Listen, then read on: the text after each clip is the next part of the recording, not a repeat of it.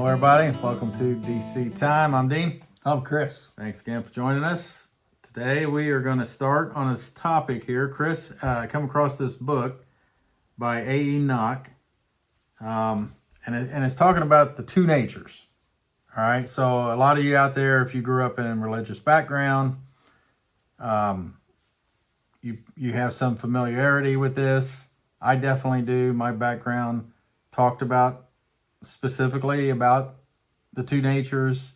I can remember things in my past about, rededicate yourself daily, die to yourself, live for God type language.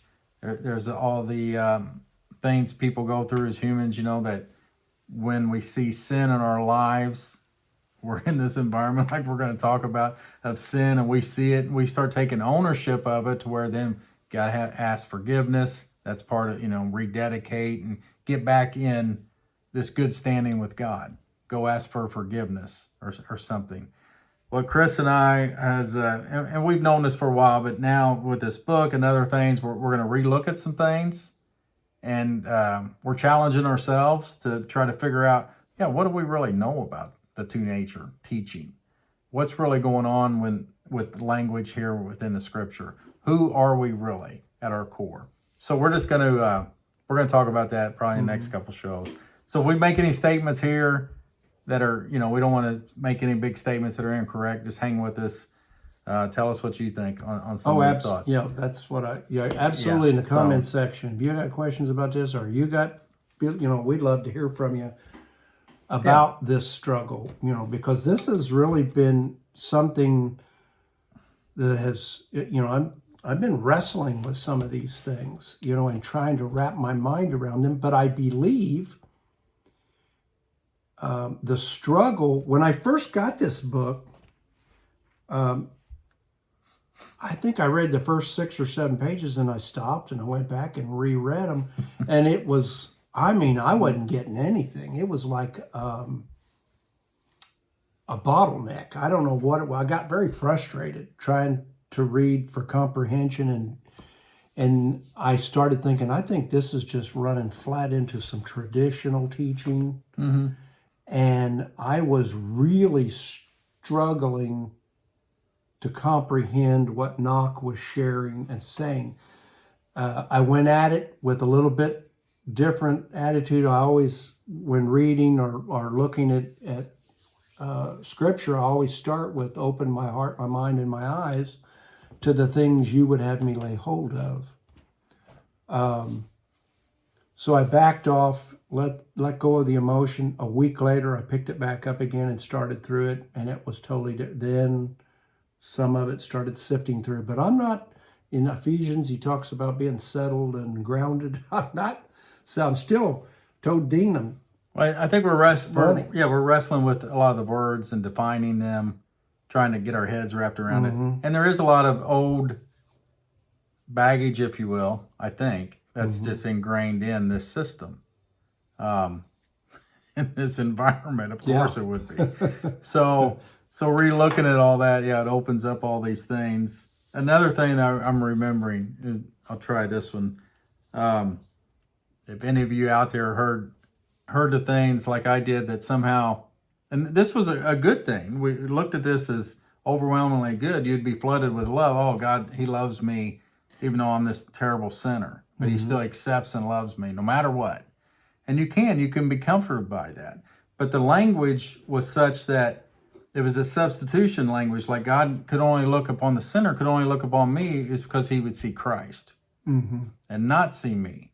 So that if you're thinking like that out there, or some of those thoughts, see, you can start getting the idea that you at your core are some bad. Your nature, you're bad.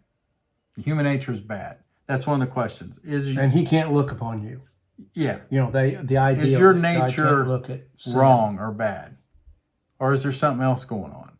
Yeah. That's one of the questions here. But of course, God, he looks right at us. He knows you. He loves you. Yeah. You're okay. You are okay. You're in an environment now. Yeah, you're in this world with sin, and we're dying, yes, because of sin. But we don't have to claim ownership of that. You don't have to. We claim too much. ownership of some of these things. And then you start thinking that it is you that's bad, and that Father can't look upon you. It needs something else. Yeah. He can't look upon you. I really did think, just when you brought that up, I think that I did consider that, okay, he can't be, I remember, God can't be where sin is. Yeah. He can't be. Well, then Yeah, it's today, holy and just, right. I would look at that and see, he can't be where sin is. Wouldn't sin get out of his way? Like, you know what I'm saying? I mean, that doesn't make sense to me. No, a holy and just God can't look upon sin, so therefore can't look upon the person. I remember those teachings, for sure. He's holy and just. He had Christ to like take our place or something. Right. That's where the teaching. Instead of now thinking, well, no, Christ shows us the Father. Christ shows us the love of the Father and that relationship in spirit. Mm-hmm. Spirit's a big part of this. That you have with Father, Yeah. whether you realize that yet or not, it's there. Yeah. While you were talking there, it made me think of the little devil on this shoulder and the little devil on that shoulder. Again, the two natures. And if you think about anytime you saw that, devil and the angel or something, or the devil and the angel, and they were of you. Right. It was a little caricature of you as a devil and a little caricature of you as a angel. Again, these two are warring, and you got to decide which way you're going to go. So that teaching, very prevalent. I couldn't tell you a time that was taught to me. I could just tell you it was always in the language, sort of, and it would just, like so often, things slip in undetected as not being accurate, and they just become a part of your teaching, what people taught you. Probably they themselves not understanding the inaccuracy. Great book's called Expose of the Two Natures. So much there that I saw, that things that stuck out to me were that our nature is not a sinful nature, and that there are places in Scripture where sinful nature was the translation, and it should not have been. Whenever they said sinful, that was incorrect where they did that. That was an interesting thing. And then slowly the author Knock begins to point out how consistent our nature is. In Romans, if you go to Romans chapter 2, verses 14 through 16, for whenever they of the nations that have no law by nature may be doing that which the law demands, these having no law are a law to themselves, who are displaying the action of the law written in their hearts, their conscience testifying together, and their reckonings between one another, accusing or defending them. In the day when God will be judging the hidden things of humanity according to my evangel through Jesus Christ. Obviously, this is Paul in Romans. So he's saying the members of the nations, not by their nature, they were upholding law. Yeah, by nature. Yeah. Right. So that's interesting that we have in Scripture the nature of the person was upholding law, written on their hearts. And that sounds familiar, doesn't it? We know that the Jew, that all that's going to be written on their hearts. So that was a new way of looking at the nature. The other thing was Romans 3:23, for all sinned and are wanting of the glory of God. I really like this. Yeah. This points out. This wanting, when I looked up the wanting, there was wanting effect, both of which signified a deficiency. Yeah. that was interesting because we go all the way back to Adam. We know when Adam sinned, death was introduced. And the ebbing away, that characterization of dying, one of the guys here says, when God withdraws his spirit, all flesh perishes. That's in Job. So the vitality of man, when Adam sinned, changed. And it began losing his vitality. Yeah, so, and I used to think again, I think it was just in the language.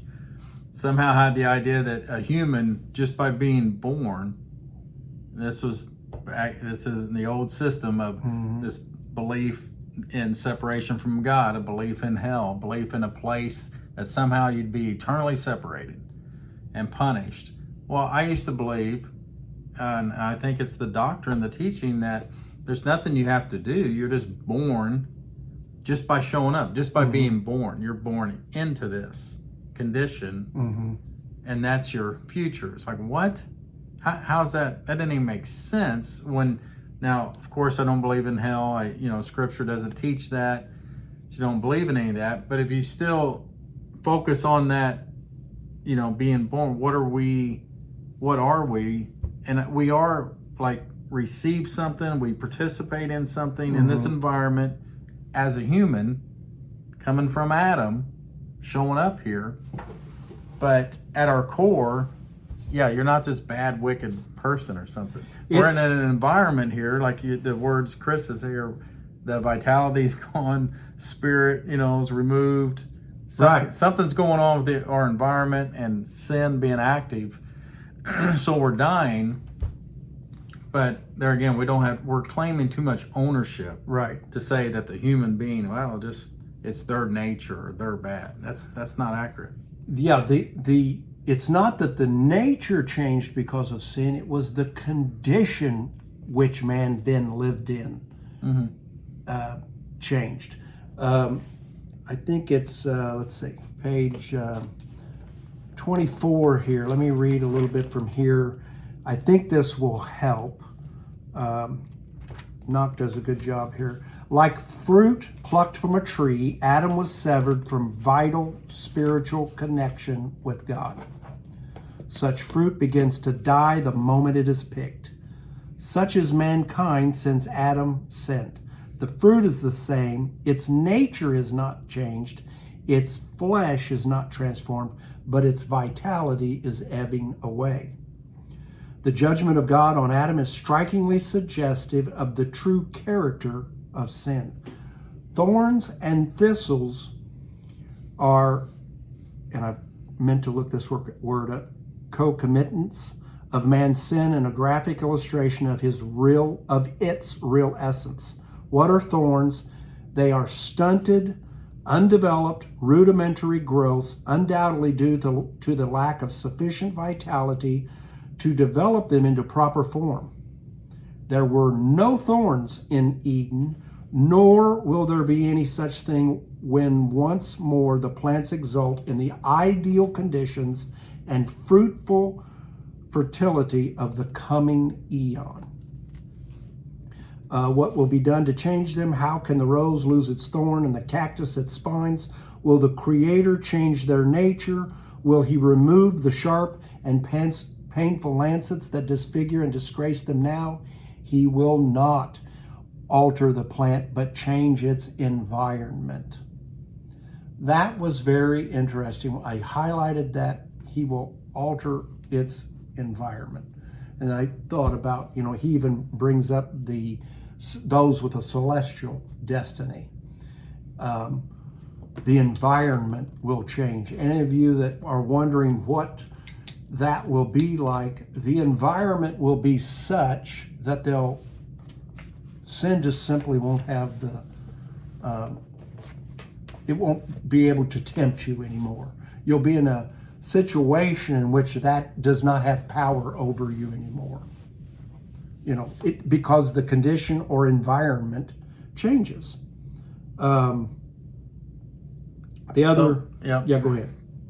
Well, that's like I said, we got I'm glad Chris brought this, and we're just getting into it. Yeah. So I think we're going to look at it the next few weeks. Yeah, hopefully, probably. Yeah, there's more to come. I think there's a lot of really good news yes in this, in the way to look at it, defining and seeing more of the reality of what's going on. That can only help. So it's not a dismissive thing of sin or things like that as we get into this, but it's more of a, there's a lot of good news when you recognize who you really are, what God thinks of you, and that you're not some wicked, person. A sinner, I like that too, the wanting and the lacking, that's what a sinner is. It's just a lacking of the glory and of a God. wanting of the glory of God. Right. And that's humans. Yeah.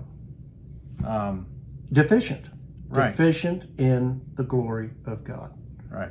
And if you're deficient in that, you don't have the things necessary to pull off. Yeah.